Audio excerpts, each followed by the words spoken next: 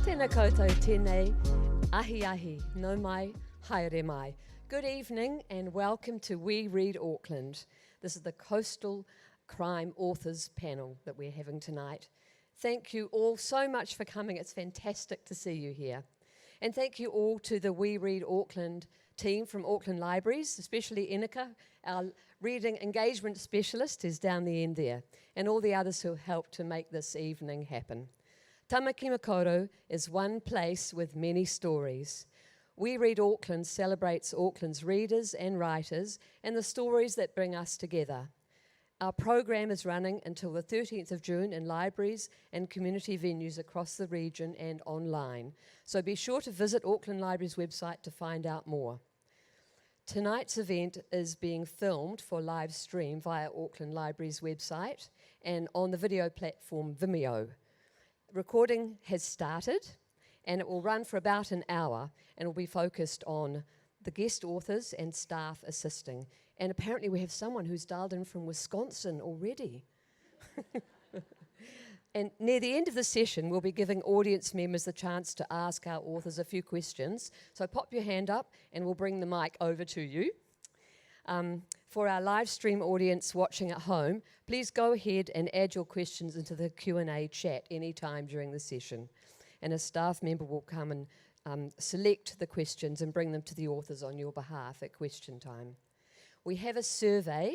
You can fill it out online or on paper, and there's a box at the back to put it in, and you can win one of 4 $100 vouchers if you fill the survey in.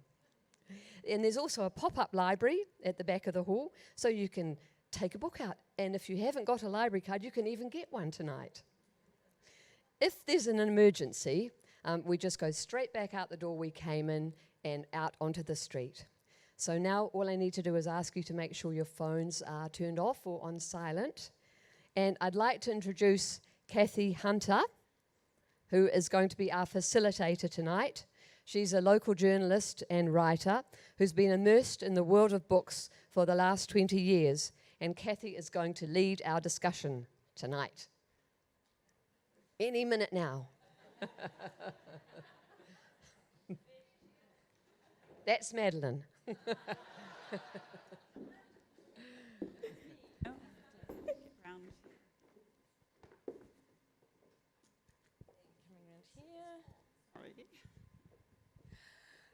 Thank you very much, Lisa. Tēnā koutou katoa, and thank you all very much for coming out this rather ropey evening. It's not pleasant about out there, so thank you. Right, I would like to welcome these 3 fabulous writers to the stage tonight.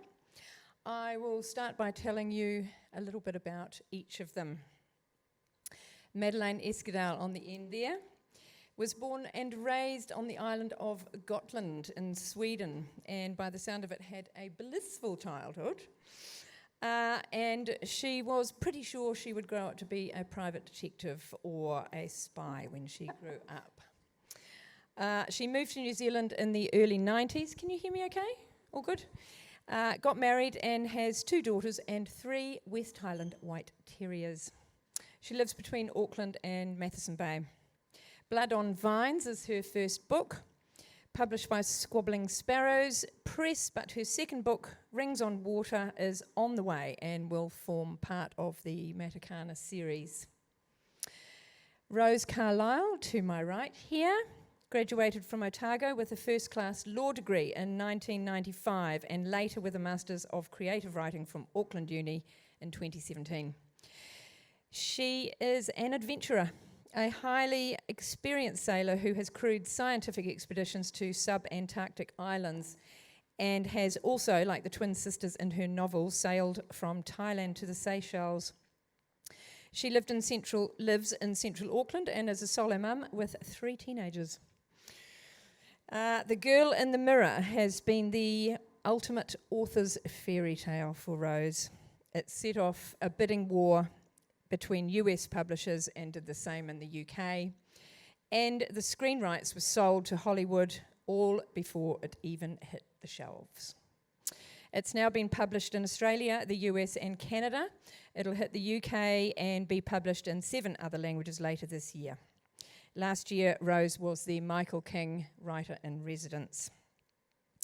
Nalini Singh was born in Fiji and raised in Auckland. She went to Mount Roskill Grammar, which she credits for immersing her in a melting pot of cultures.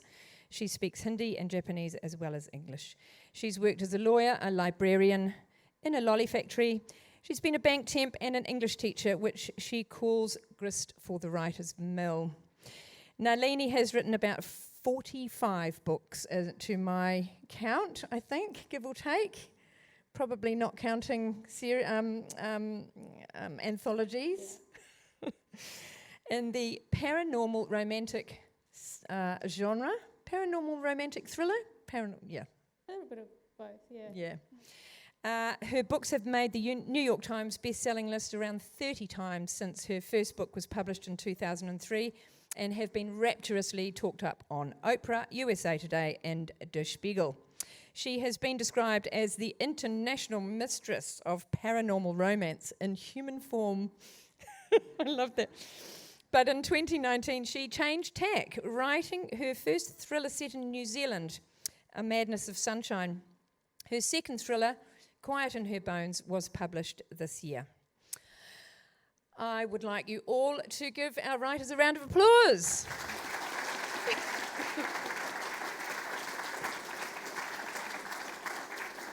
I'd now like to ask each of them to give us a brief and tantalising intro into each of your books, and then we will get into it.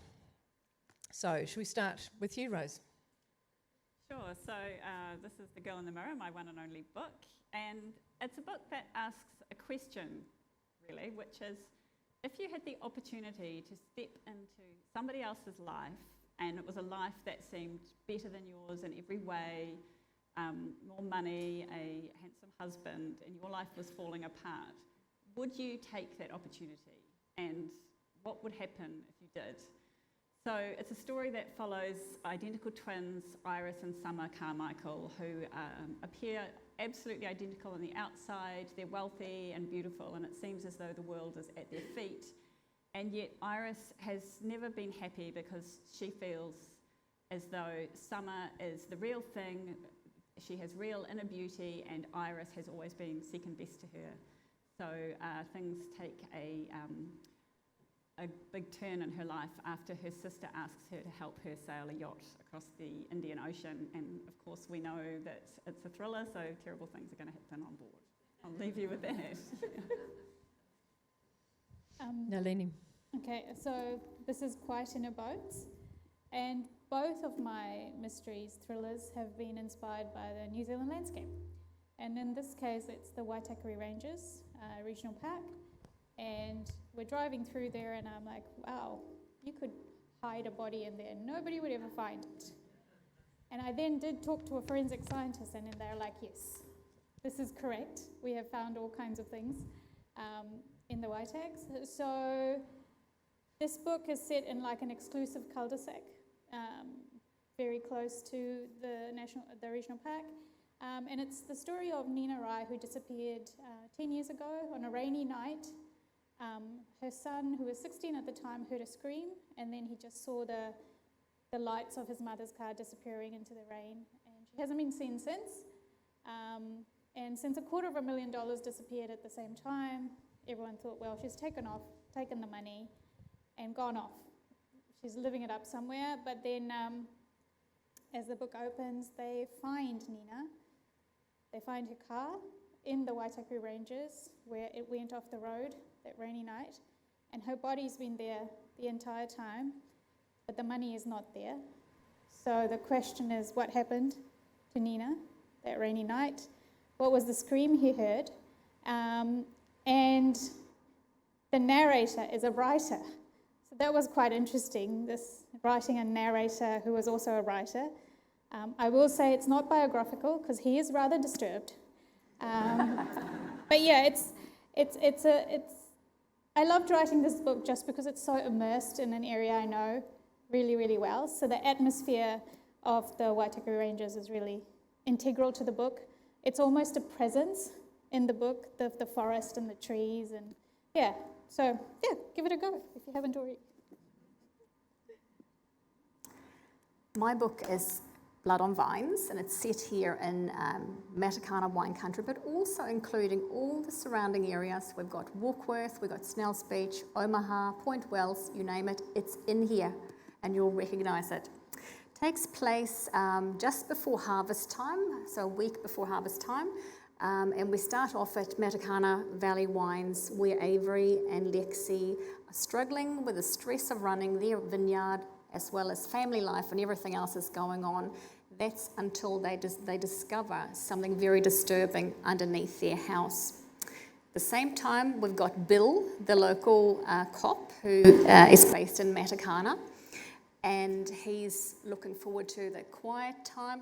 The summer is over, autumn is approaching, and things are going to just go back to normal the way he likes it, when all hell breaks loose and sets off a series of events rippling through the community. Thank you very much. Right. You've got a little bit of an idea about what the books are about. We're going to go straight for the nitty-gritty here. Nielsen book data shows crime fiction has been the most read genre over the last few years, and since COVID that has actually ramped up even more. What do you think it is that draws us to crime? Are we voyeurs watching others cross the line of society, or is it something darker? Or, as one British writer has recently said, is it because people are even more now liking reading about scary problems being resolved?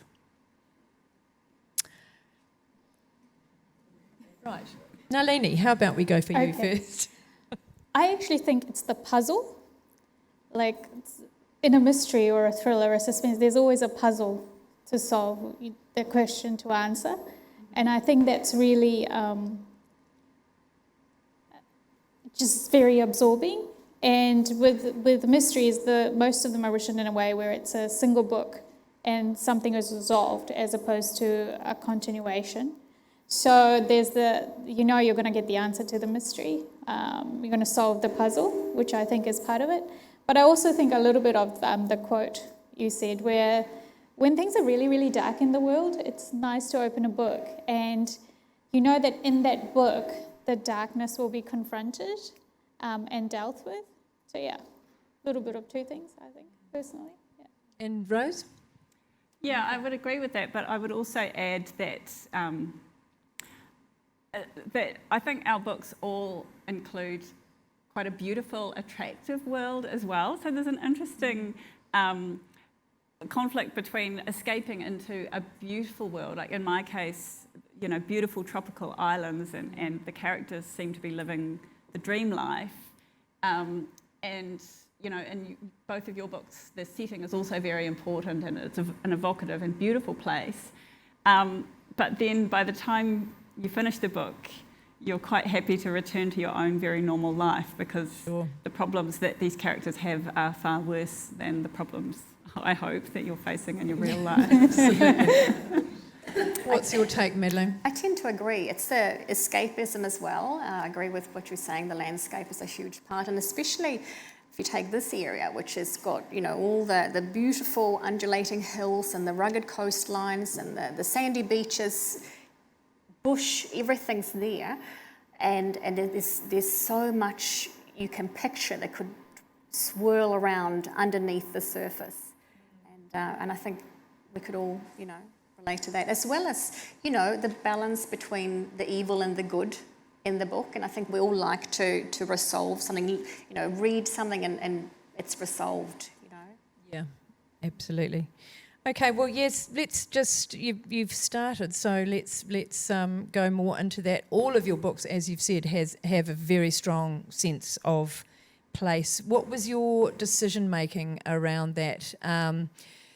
All of them, landscape is a huge part of all of them. So, Madeleine, back to you, actually. What made you decide to, really use actual place names and actual businesses, as opposed to, you know,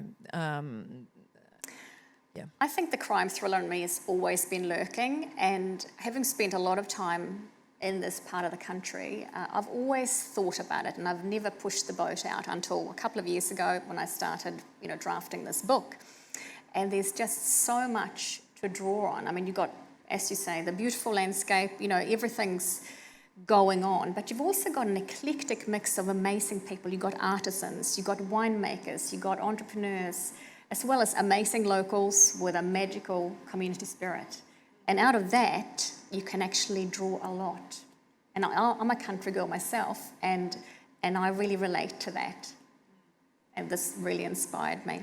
Do you think people really like to read in print place names and local businesses that they actually know? I do.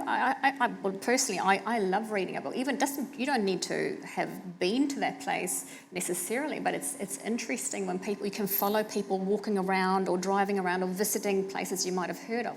But certainly a book set in New Zealand or locally, you can picture, you're walking through that door. That's where you have your coffee. That's where they meet. You know that beach. You know where they found that body. Yeah. Or whatever is going on. Yeah, and absolutely. that's interesting to me. And Nalini, the Titirangi bush is a huge brooding presence that is just constantly there in quiet in her bones. You're obviously very well acquainted with it. I was inspired to write thrillers by the New Zealand landscape. So my first one is set on the west coast of the South Island, which is, it's astonishingly beautiful, but it also struck me how dangerous it was. And so the landscape is kind of a partner in my books, and it was always important for me that the presence was there, that it was felt, because I remember reading all these Nordic noir mysteries, out of Iceland and other countries, and the presence of the country, the spaces, is really important. That's what gives it its flavour. And I really wanted to write books that had that New Zealand presence, that New Zealand noir, and have that, because all the places we know that are beautiful, I think in New Zealand, because we live here, we also have an awareness of that there is danger there, that you should be prepared if you go for a tramp, because in my first book, the fact there's a number of trampers that have gone missing over the years is a plot line in the book as well. So, yeah, I think for me, my whole 2 books so far, thriller career, is based on the landscapes, that they're very much part of the inspiration for the books. Absolutely. And Rose, of course, you've done so much sailing. So a lot of the time we're told to write what we know. So that was obviously a big part of that. I read somewhere actually that you started this book as a solo mum and with 3 teenagers. Actually, I think it said 14. Did you have an extra one? No, yeah, I had my nephew living with me at the time as well. Yeah, because if you've got 3 teenagers, you might as well have 4. But you started writing it because you wanted to, as a sort of almost as an escape for yourself, because you kind of wanted to get back to that feeling, and it just kind of took you over a little bit. Yeah, I feel as though authors can't really choose, in a sense, where we set our novels, because they sort of come from a really deep feeling of longing and loving a place, and that's the place you want to be in your imagination. So that's the place that you go when you start writing. So I guess because I was sort of getting up in the dark and the cold mornings to write before my kids woke up and I had to start my day job, I was dreaming of the tropics, and I was in a situation where I couldn't possibly have gone travelling, so I was choosing to travel in my imagination, and I didn't realise how much this would resonate with readers when my book came out in August 2020, that sense of not being able to travel and wanting to travel in your imagination. So I think maybe that's why I went for these sort of beautiful tropical islands, because, that was a way of actually being there for me. Yeah. Absolutely. Who inspired you all? Who are your favourite authors? Yeah, mine are not what you'd expect. I really love 19th century writers and those really old classics, you know. I love Russian novelists. Yeah. And so people always think that I must have read lots of crime novels, but I didn't even really realise I was writing a crime novel. So once my publisher told me that was what I had written, I had to sort of scurry away and belatedly do research on crime novels. Oh, really? Yeah, because I'm more likely to be found with my head in Jane Eyre or, you know, a Jane Austen novel. Yeah. Right. I'm very Thank you, Nalini. eclectic. I was that kid that came to the library and maxed out the library card and walked out like with a stack bigger than me. So I'll read anything. Starting out, the ones that really made an impression on me were the world builders.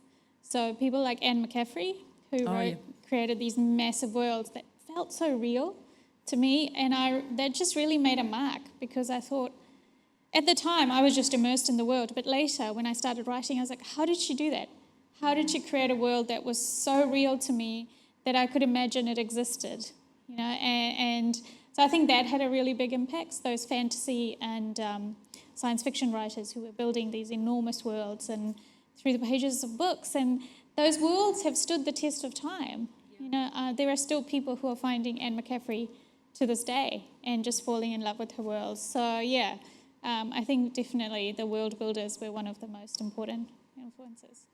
Absolutely. And what about you, Madeleine? Did you discover Nordic noir? Well, I do love Nordic noir, I must say. I read a lot of it. But I read pretty wide as well. But getting back to the crime and mystery, I love historical fiction, by the way, but crime and mystery, I love Michael Robotham, for example. Lots of the Swedish, Norwegian ones. There's so many to mention, but the ones in New Zealand, maybe Vanda Simon, Paul Cleave. There's a lot. There's so many to discover. Good. Okay, I went, as many of you probably did as well, to the Writers' Festival, and Kazuo Ishiguro was one of the best sessions I saw, and he said something that made me think of this actually in his panel. He said that it had been drummed into him from an early age when he was learning to write, that writing was all about developing character.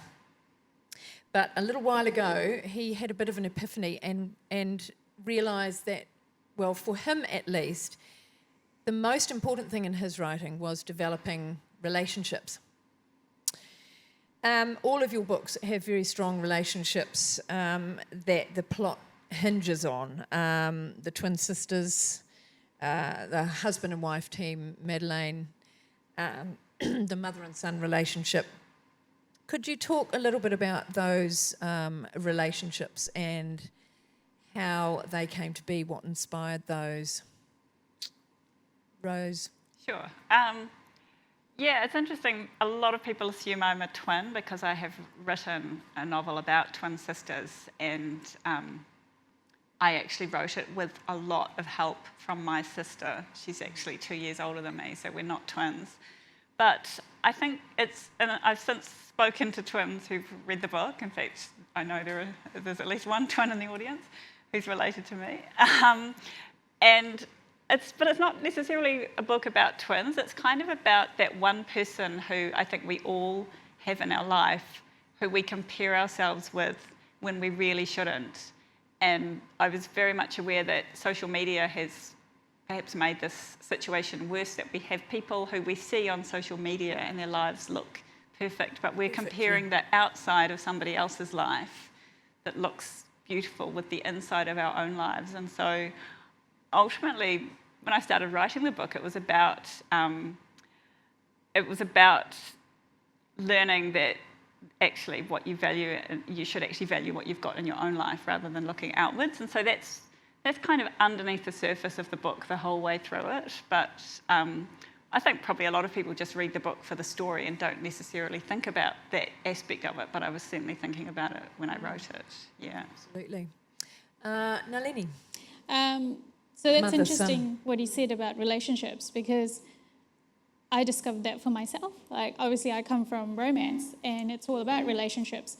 But a lot of my worlds have a lot of relationships, so it's big families. And I've always found it fascinating, the bonds between people and the different kinds of bonds, the ones we're born with and the ones we create through life. Even the ones that are forced on us. You know, they're all such, there are such different emotional resonances to them all. Sure. And I discovered this one time. I was having real trouble with a book, and I realized it was because these two were very isolated. And so there was none of that familial bond. And I just find it fascinating. I find people's relationships, people's families, people's friendships, I just find it fascinating. In terms of the mother-son bond in Kwainara Bones, I can't actually tell you where that came from because I tend to just sit there and write, and it came out.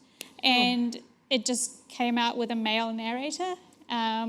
And then Nina is dead, but she is probably one of the most powerful characters in the book. Absolutely. She's just this. So yeah, it just came out that way, and it worked, and I just went with it. Mm. Would you just to follow it through with that? Would you consider writing Nina as a prequel? I had to wonder because she's such a presence. You know, she's amazing. Probably not, because this is almost her story, even though she's obviously dead. Yeah. But she is so much of the book, and we learn so much about her. Actually, no one's ever asked me that question, so but yeah, I think maybe. I think no, because I know what happens to her, so Sure. I don't know if I could bring myself to to bring her to that point where it happens. Got a great backstory though. Yeah. Anyway, okay. And Madeleine, there's a few relationships actually in Blood on Vines. Probably, the strongest is Avery and Lexi. Thank you. Sorry. And you know they have a lot going on themselves as a couple. So, but.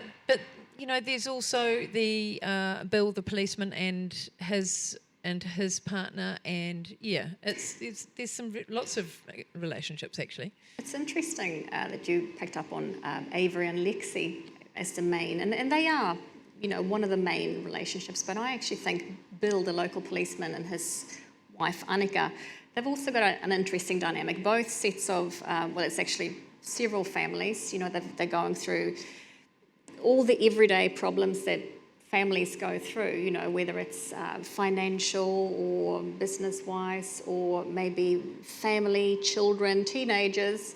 So for me, it was kind of I was just really enjoying exploring how the different dynamics in those relationships were working, because they're quite different, very different couples. But there's, in all of your books as well, actually,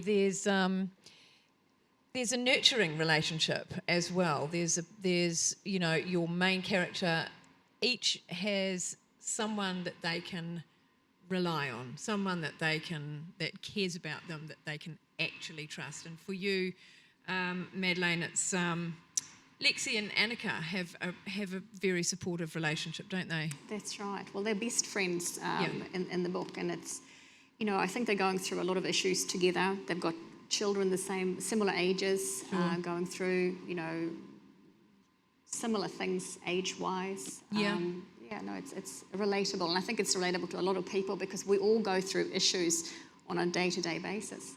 So I think this book is very much ordinary situations, ordinary people in extraordinary situations that they get thrown into. So we can all relate to all of those things going on, but perhaps not the gritty bits always. Perhaps not quite the grittiest bits.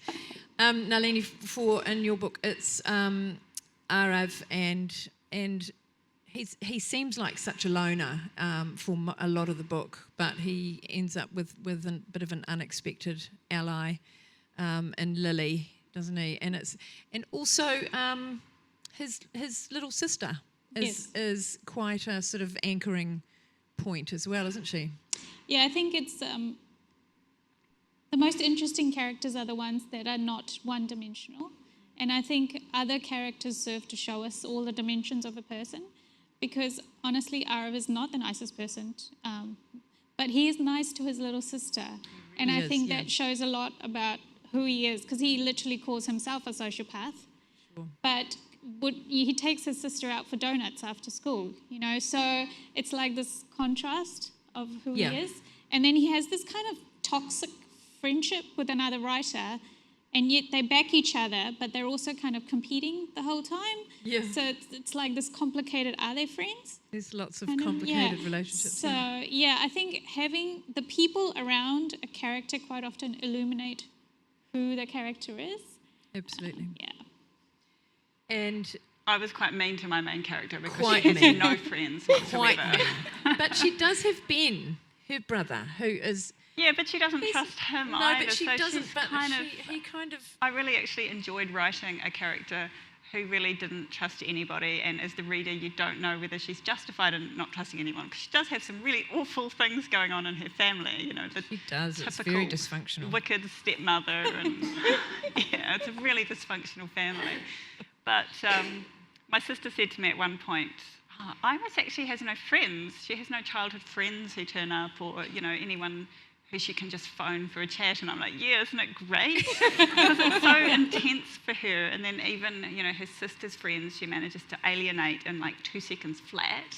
Yeah. So she just is really in that situation where she can't trust anyone. And the reader is thinking, is it her or is it them? You know, and I think the whole way through the book, really, you're sort of jumping first one way and then the other. You know, first you're thinking, oh, it's her fault because she's not always that likeable, and then later you think, but I can see why she doesn't trust anyone, because they're pretty awful. Yeah.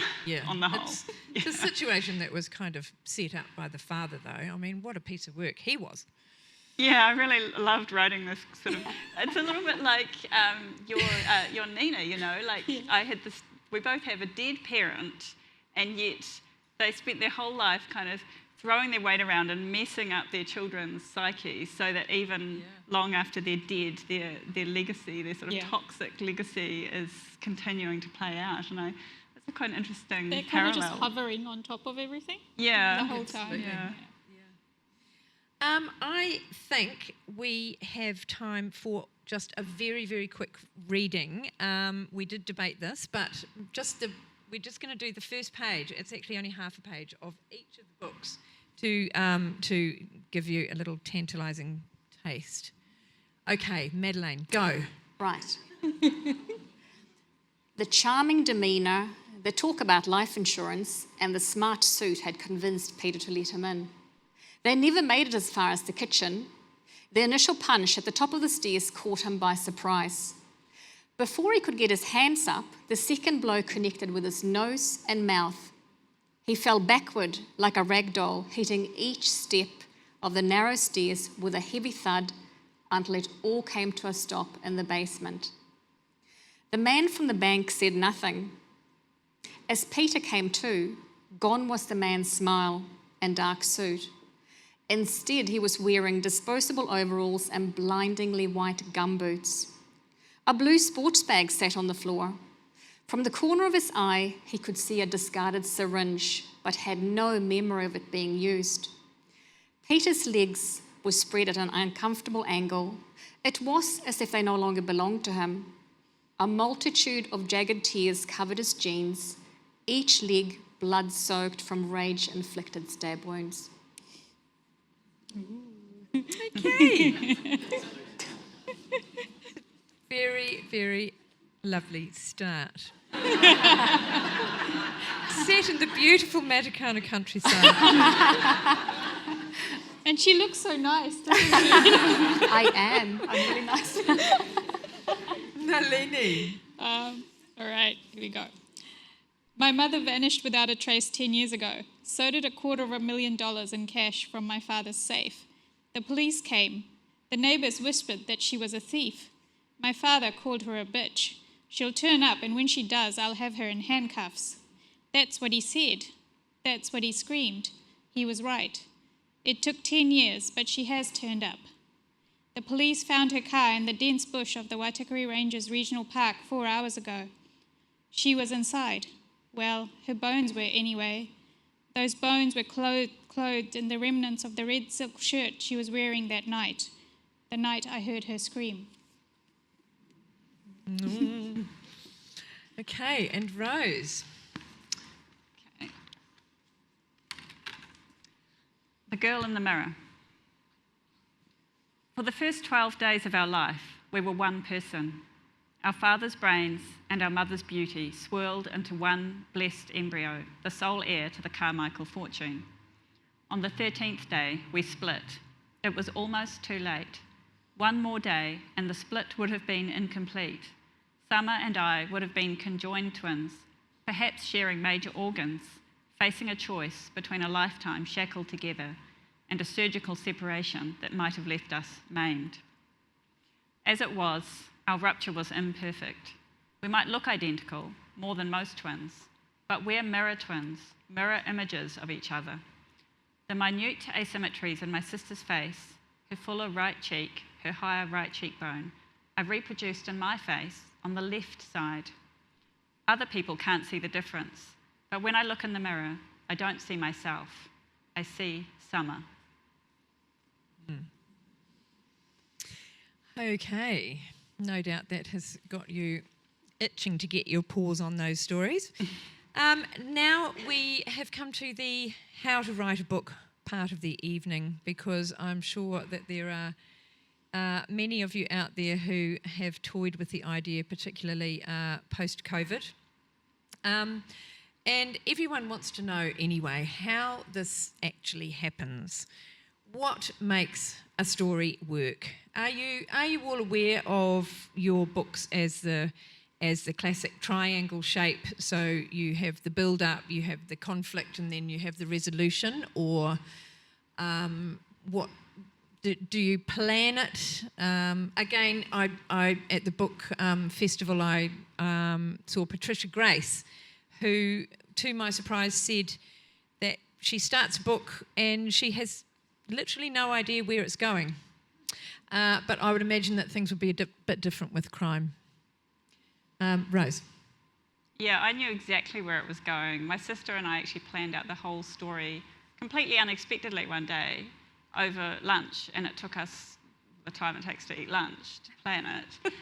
And then over the next little while, I planned it out down to the level of each chapter, including the first and last sentence of each chapter. And so if I had that, then I kind of knew what had to happen in between. Good. So, and the whole way I knew the final sentence.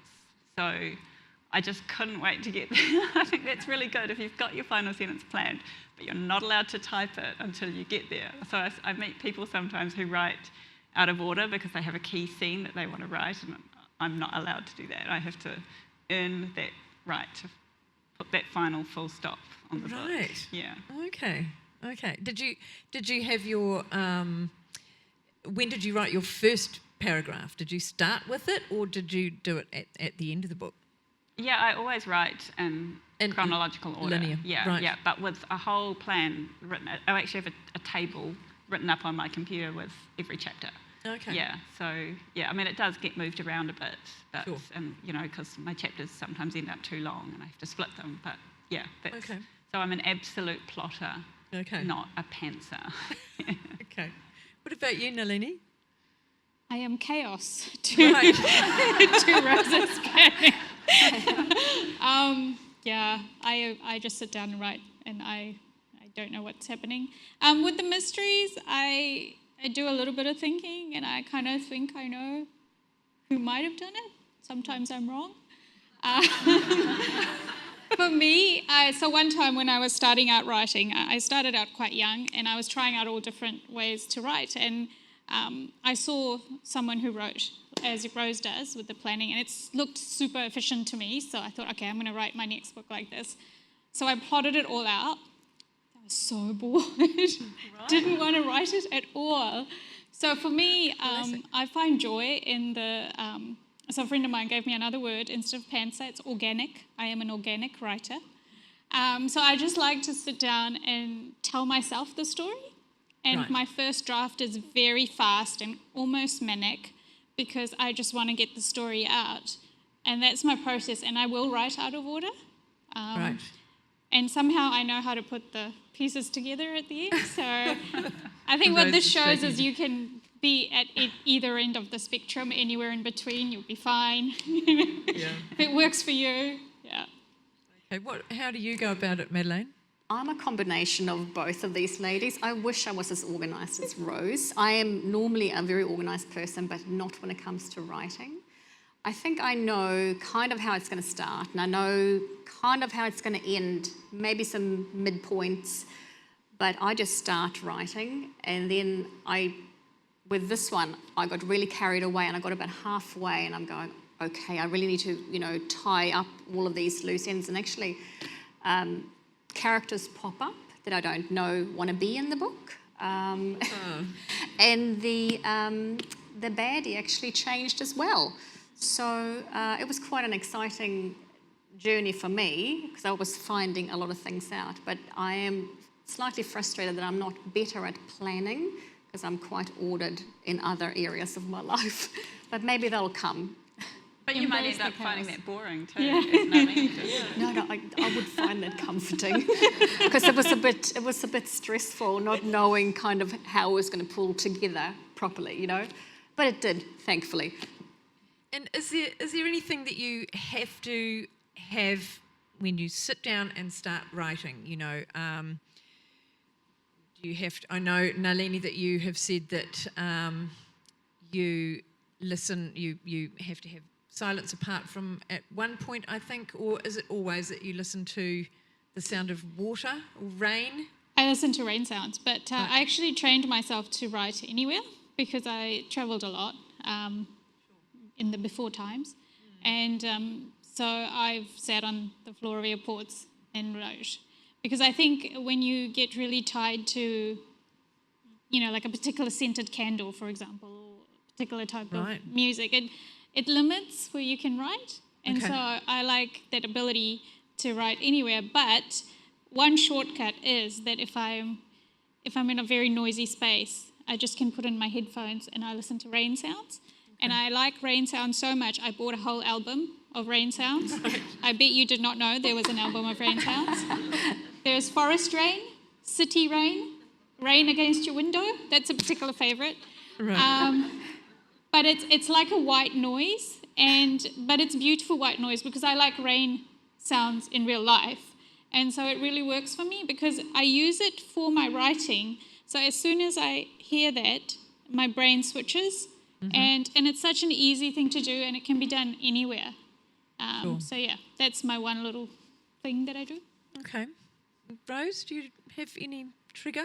Well, I actually wrote a lot of The Girl in the Mirror to the sound of classic hits and power tools because there was a construction site next door. And so I really had to, again, learn because otherwise I would be so limited in my writing. And I remember actually level 4 lockdown, it was like, no classic hits and no power tools for a whole month. And then, of course, at level 3, they came back and there was nowhere I could escape to. So I just had to really dig in. And I agree that it's really good to be able to write anywhere that you can, like on a plane or, on a train, because that way you get more writing done. Yeah. Sure. Madeleine? I normally write quite early in the morning, so it's quiet. No one's up, so that's quite good. The only thing I need is coffee. I drink a lot of coffee. But I do find it quite inspiring to, take your laptop to a cafe or a public area or somewhere and just tap away. It's quite nice to have that sort of organic noise behind. It's bit of company. Yeah, and I think it's sort of, I don't know, gets the creative juices going somehow. I don't know how, but it does, Sure. Quite nice. And are you quite disciplined? Do you have a word count every day, or I should. A number of hours, a set sort of period of time that you... No, I wish I did. I've got other things that I have to fit into my day. But I think since I've started the second book, Rings on Water, and I'm starting to, think about X amount of words per day just to get the work done. But I'm enjoying it, and it's really fun to be writing again. So can't wait for book 2. Good.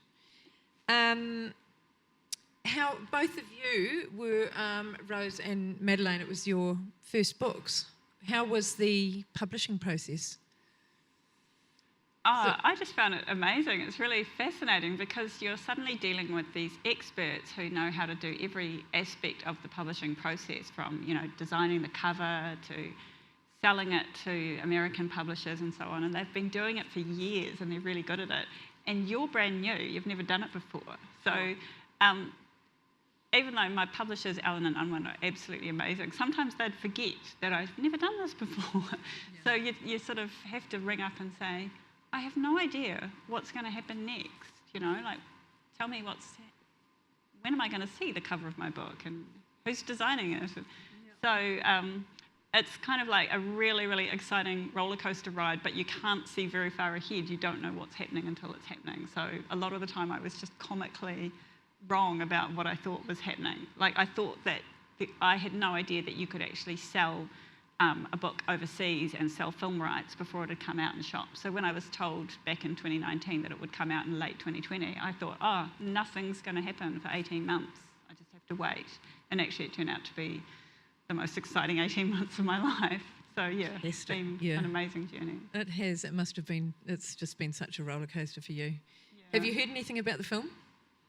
Things are happening, yeah. But you know, even without COVID, I think Hollywood's quite a slow industry, which you don't realise when you're just, you know, you don't see the movie trailer until the movie's already been made. So you think that it happens quite quickly, but actually, it's a very slow process. Yeah, absolutely. How was your publishing process, Madeleine? Is it what it's a small publisher? It's a small New Zealand imprint, and I found it. It was quite exciting. I got to be involved in the process, and in the areas that I didn't have expertise, I did listen to the people who knew, and I took advice and said yes a lot when I probably, you know, I'm normally quite reserved, so I think I had to let go and just trust other people, and I'm thrilled with the result. I'm thrilled with everything, so I couldn't be happier. Yeah, it's a beautiful book. Nalini, well, we're just about out of time actually, but Nalini, different question for you. You're very used to the publishing process. What made you decide to switch to crime, to thriller? So it's not quite a switch, since I'm still doing my other things as well. Oh, okay, sure. Yeah. Actually, most of my paranormal romances have a mystery or a thriller element in it. So it wasn't such a big thing as it appears from the outside. But the other thing is, next year is actually the 20th anniversary of my very first book sale. And I think in a long career, I personally believe I want to keep challenging myself, and I want to keep trying new things. And I love thriller. You know, I've always read thriller and suspense alongside romance, science fiction, you know, non-fiction. And so when I got the germ of the idea, I thought, why not? Let me see if I can do it. I just did it for myself, and I quite often do these projects in the background just to see if I can do it and to see what it feels like. And I didn't tell anyone I was doing it, and then I just sent it to my agent and said, oh, I did something. So check this here out. you go. So, yeah. I did it for the joy of it, you know, because I wanted to. Yeah. Oh, fantastic. Very impressive. We're kind of right on time for questions. Does anyone have a question at the moment? Okay, down here. Do we have a roving microphone? Oh, it's me. Yes, it's you.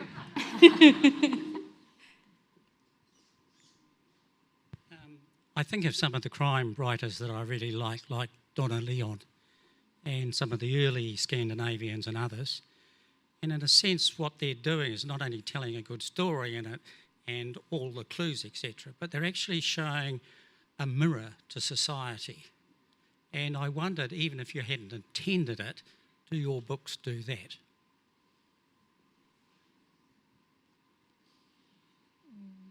Who would like to answer that one? Okay, I've just been volunteered from both sides. I'm not the best person to actually analyse my work. I tend to feel more instinctively about it. But I think in my case, it's not so much society as a little microcosm of society. So in my book, in this book, Quiet in Her Bones, it's a very wealthy family. And from the outside, it looks like that facade of perfection, that they live in this fancy house and beautiful car and all that. But that's not necessarily the truth. And it's that thing of what's at the surface and what's behind. Is there something rotten behind the beautiful, shiny surface? So, yeah, I think I never do that type of mirroring on purpose because that's not how I write. But I think as a result of writing characters who have complex, intertwined lives, it happens naturally. Sure. Would anyone else like to? Yeah, I feel the same really, that sometimes you write something that really resonates with people and you don't necessarily even realise that that's what you've done because you're really just sort of dragging something out from deep within yourself. So I know a lot of people have commented on the concept of imposter syndrome, meaning comparing your inner sense of insecurity with other people's apparent confidence. And I didn't really consciously set out to write that, but I think that's something that does seem to be quite topical at the moment. Yeah. Absolutely, at any time, really. Even Helen Clark had imposter syndrome, didn't she? Madeleine? No, I tend to agree, and even though this book here has got nothing political, which often the Scandinavian or the Nordic books have got lots of layers of social issues, in this book it's more people and their issues rather than the social issues. But I get what you mean, and I love the question. It's a great question. Anyone else? Other questions?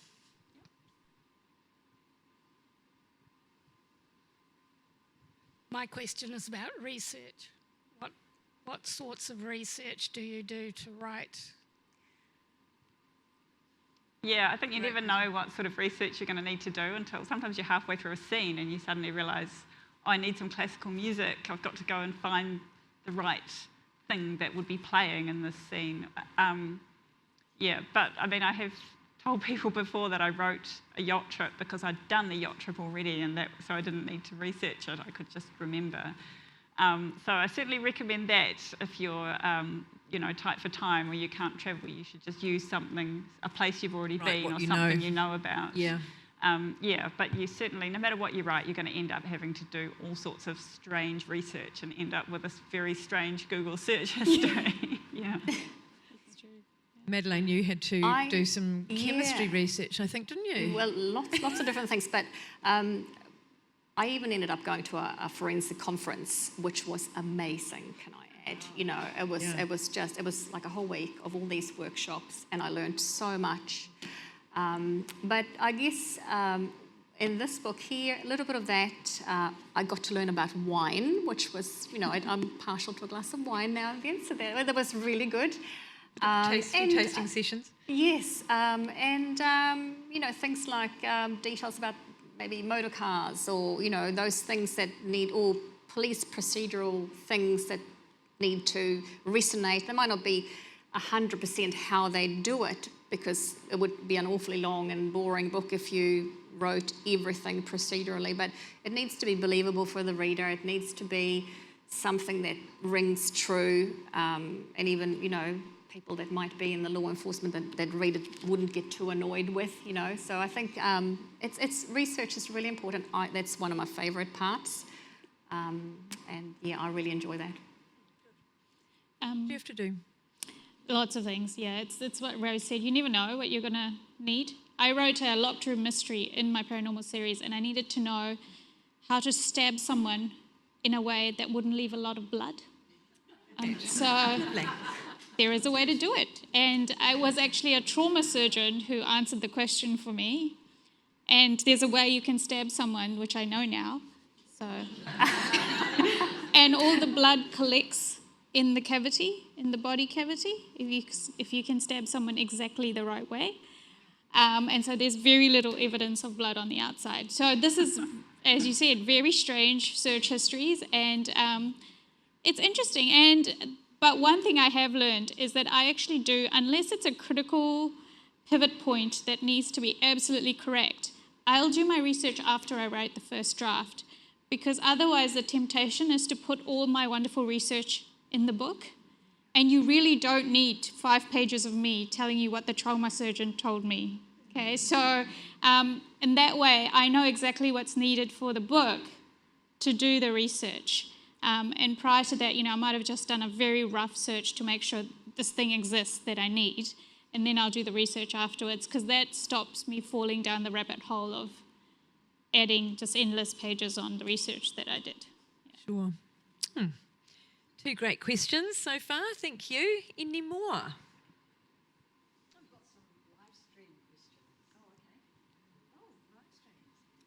Yes, presenting from the live stream audience questions, and we have lots of people online there loving it, so just passing it on to all of you. Actually, on that line, we have a question was, do any of you listen to crime podcasts or watch crime TV shows for inspiration for your work? I personally don't really, because I feel like I have more stories than I have time to write them. So, yeah, I don't know where my stories come from, but they don't come from real life. They just sort of fall out of the sky. So I think I'm almost scared of getting more stories, and they're already queued up several years in advance. Yeah. Really fantastic. I don't listen for the same reason. I don't listen for inspiration, but I do sometimes listen to crime podcasts just because, again, I'm fascinated by people and the strange things they do. And sometimes, truth is stranger than fiction. Like, if you literally wrote that exact thing in a book, all the critics would say this is rubbish, completely unbelievable. And so I just find it fascinating for that reason. But in terms of the book writing, that just comes from another place. And like as Rose said, I don't know where it comes from. It just does. Yeah. Madeleine? I do listen to podcasts, but not really crime ones per se. It's across a very broad sort of spectrum. I do enjoy crime series, but I don't probably draw my inspiration from it. It's more for a relaxing point of view. Same as Rose, the ideas are queued up. I've got so many things that I'm going to attack after this and the next one. So no, just for enjoyment. Good. So you all do have next books queued up, clearly. Yes. Yeah. That's very good news. Anyone else from the audience or from live stream? Okay. Oh, yes, we've got one here.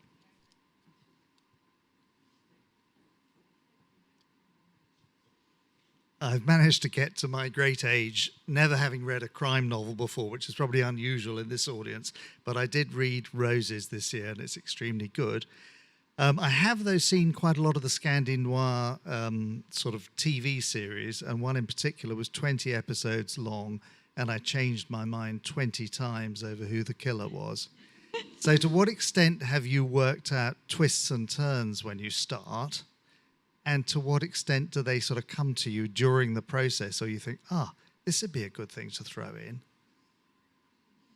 Well, I think for me, I kind of knew how it was going to end, but that was it. So it was evolving as I was writing, to be honest. That's kind of how I do it. Rose would probably have plotted the twists, but I wish I could. But I'm really worried about things not coming out the right way. But obviously, if you let go of that and you just get typing, it happens. Somehow it turns into a book. Yeah, I still find I wrestle with my characters sometimes because I've already got the plot, but my characters have their own ideas about how they're going to behave. And so sometimes even though we've ended up in the same ending that I had plotted all along, the path that we took was a little different from what I expected, and that's really because my characters took on a life of their own and kind of put their own little twist in the middle there. Yeah. I always find that fascinating, actually. Nalini, do you get led astray by your characters? Oh, all the time. All the time. I told you, chaos. But because of the way I write, I do multiple drafts, and I always sort of compare it to like a rough sculpture. You have a stone block and you chip out and you've got this rough kind of shape, and then with each draft the shape becomes more and more obvious. So I'm discovering things as I go. And for me, that's part of the joy of writing, that sense of surprise at what's around this corner. Or, oh, I didn't see that scene coming. Oh, it's quite good, actually. So yeah. So for me, that's how it feels, or just peeling an onion or something like that. It's layer by layer. That's how I discover a book. Okay, I think we're just about at the end. Can I just ask one last question? What's your advice for anyone who is toying with the idea of wanting to write something? I think you have to be really determined, would be my advice. I mean, if you want to just write because it's fun and it's a hobby and you don't want to hear anyone brutally criticise your work and tell you that it's terrible, then do only show it to your mum. Because once you take it out to the real world and you're trying to get published, you actually realise it's a lot harder than you thought. And the first thing that you learn is that you can't write already. You thought you could because, you learned to write at school and your teachers liked it. But you've actually got a long road to go. And so you've really got to be determined and you've got to be humble and realise what you resilient, don't know. presumably. Yeah. Bounce. Nalini? I think I would say give yourself permission to write a bad book or write bad scenes. I think quite often people get stuck on the idea of it's not perfect when it comes out. Yep. But it's the rare writer who's going to write anything perfectly when it comes out. That's what editing's for. That's what second drafting and third drafting is for. So I think telling yourself it's okay, I'm just telling a story, it doesn't need to be perfect right off the bat, gets that pressure off. And then just gives you the freedom to tell a story, because you can fix it. You can, you've got plenty of time to sort it out into the correct shape. So, yeah, give yourself permission to do that rough draft. Yeah. Draft. And Madeleine? Couldn't agree more. I think the most important thing is just to do it. Just do it. Just write it. It's going to be rubbish, the first draft. It always is. And then you write another one, and you might write another one, and there might be another couple after that. And there are professionals you can consult with. There's assessors, there's your editors. And, it's all a learning curve. I think every writer, even someone very experienced, goes through, obviously you learn your craft after X amount of books, but it takes a village, I think, to perhaps produce the finished product. So don't give up on your dream. If you've got a dream to write, just do it. Okay, on that rousing note, thank you very much to all of our writers. It's been absolutely brilliant. A round of applause. Homai te Pakipaki.